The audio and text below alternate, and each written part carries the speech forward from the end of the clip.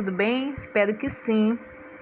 Vamos para mais uma aula em casa de História com revisão e autocorreção com o tema O Regime Militar no Brasil. Pegue seu livro Trilhas, capítulo 9, módulo 4, parte 1. Vamos dividir em duas partes. Essa aqui é a parte 1, que vai das páginas 259 a 262. Vamos lá?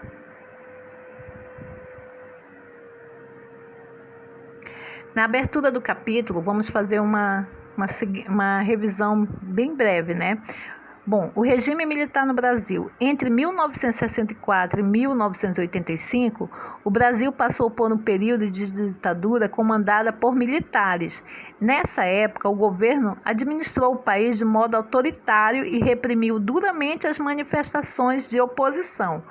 Então, nessa época aí, lembrando, né, que nós já estudamos, já tivemos uma aula sobre isso, que tiveram várias brigas, crises, né, entre esse governo.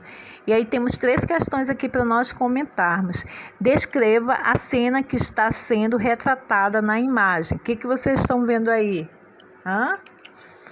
Bom, a imagem retrata alguns militares do exército fardados e armados, né, perseguindo algumas pessoas que participavam de uma manifestação em Porto Alegre, no Rio Grande do Sul.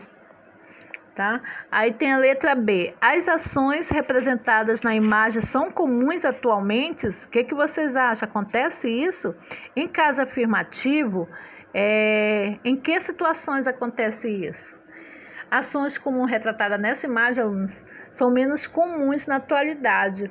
Durante o período de ditadura, porém, era normal isso aí, né? Situações de violência policial e repressão de manifestações ainda ocorrem no Brasil. Isso ocorre quando a população se mostra contrária a medidas implantadas pelos governos, né? Aí tem a letra C. Explique o que é uma ditadura. Né?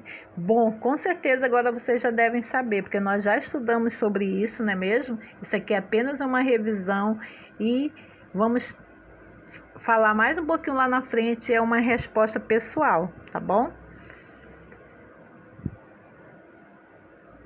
E aí vamos começar aqui com a nossa autocorreção. Não esqueça que cada página que for corrigido, você escreva lá em cima autocorreção e a data. Se tiver errado, apague, corrija, coloque a resposta correta.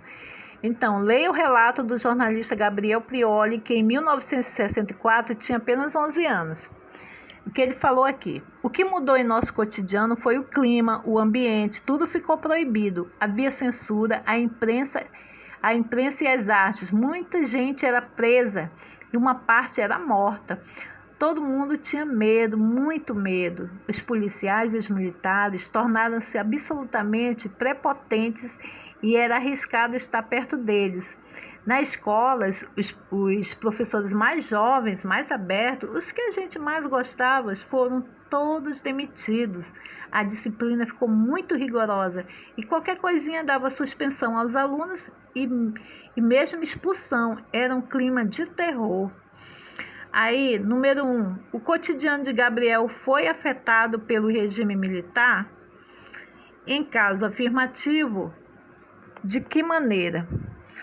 Aí temos a resposta aqui, que eu já deixei para vocês. Sim, foi afetado, pois ele afirma que as pessoas passaram a ficar com medo da censura, das prisões e da tortura. Número 2, como Gabriel descreve seu cotidiano escolar na época do regime militar? Segundo Gabriel, nas escolas, os professores mais jovens, mais abertos e de que os alunos mais gostavam, foram demitidos e a disciplina tornou-se mais rigorosa. Então, eu já deixei essa dica aí para vocês. Aí aqui na página 263, questão 1. Analise as duas versões de um mesmo jornal publicado na época da ditadura. Observem aí o Jornal do Estado de São Paulo, que tem uma diferença, né, de um para o outro, ó. Perceberam? Então, temos aqui a questão A. Por que a notícia foi alterada? O que vocês acham? O que vocês colocaram aí? Bom, a notícia ela foi alterada sob ordem dos fiscais do governo que faziam a censura, impedindo publicações contrárias ao seu regime. Ou seja, quem falasse mal do governo naquela época era censurado, então eles alteravam tudinho. Então observe aí o segundo jornal em relação ao primeiro, como foi feita a alteração. Aí na letra B, explique o que é censura e como ela era praticada na época do regime militar. Bom, a censura ocorre quando há um impedimento da circulação de determinadas produções culturais ou das manifestações da livre opinião. No regime militar, a censura atingia jornalistas, artistas, estudantes, políticos e estudiosos que tinham suas produções fiscalizadas constantemente. Então, isso aí é o que é a censura.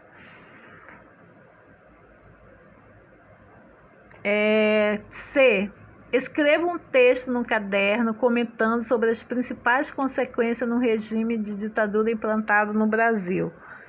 Aí, nesse caso, né, vocês vão ver uma resposta pessoal, vocês vão pegar o caderno de vocês e vão fazer esse texto, né? Esse texto falando, né, sobre as principais consequências do regime da ditadura implantada no Brasil. Vocês podem comentar sobre as censuras aos meios de comunicação, a repressão aos opositores, dentre outros aspectos. Ao retorno às aulas, os professores vão pedir, tá bom?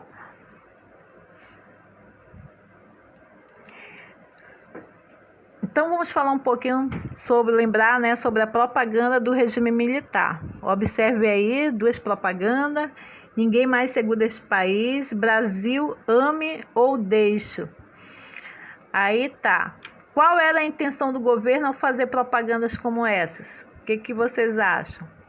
Bom, o governo ele pretendia exaltar a importância que o Brasil tinha se tornado uma grande potência, valorizando a sua própria imagem perante a população.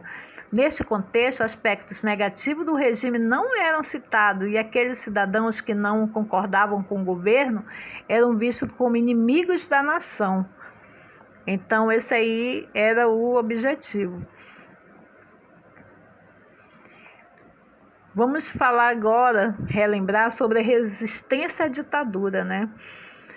Diversos movimentos de resistência à ditadura ocorreram no país. Pessoas de diferentes grupos da sociedade fizeram oposição ao regime e denunciaram problemas como a falta de liberdade e o intenso uso da violência pelo governo. A resistência foi expressa em diferentes maneiras. Até em 1968, muitas passeatas foram organizadas, mobilizando milhares de pessoas contra a ditadura. Após esse ano, houve um aumento de violência e repressão contra opositores ao regime militar, impedindo as manifestações populares. Aí tem 2 questões para nós comentarmos. Atualmente, as pessoas saem às ruas para fazer manifestações? O que vocês acham? O que vocês colocaram? Sim, fazem sim. Hoje em dia é comum fazer manifestações nas ruas, né? Ultimamente teve até a manifestação dos professores, né? Para não retornar à aula por causa da pandemia, não é mesmo? Aí tem a questão 3. Qual a sua opinião sobre esse tipo de manifestação? O que vocês acham? É uma resposta pessoal, mas de antemão eu falo para vocês que as manifestações de ruas são uma das formas mais eficazes de chamar a atenção para um problema e de reivindicar algo para a nossa sociedade. Então é interessante fazer essas reivindicações quando você não está satisfeito com aquilo que estão lhe propondo, tá ok? Aí aqui na página 269 temos mais atividades, né? Leia a seguir um trecho de uma canção sobre o período da ditadura militar. A gente quer viver pleno direito, a gente quer ter todo o respeito, a gente quer viver uma nação, a gente quer ser um cidadão. Isso é uma letra de uma música do Gonzaguinha em 1980. Esse compositor foi um dos mais perseguidos pela censura durante o regime militar. Aí tem a questão A. Sublinhe na letra da canção quais são as reivindicações citadas pelo artista.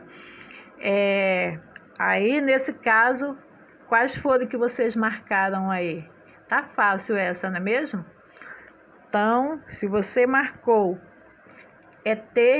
viver pleno direito,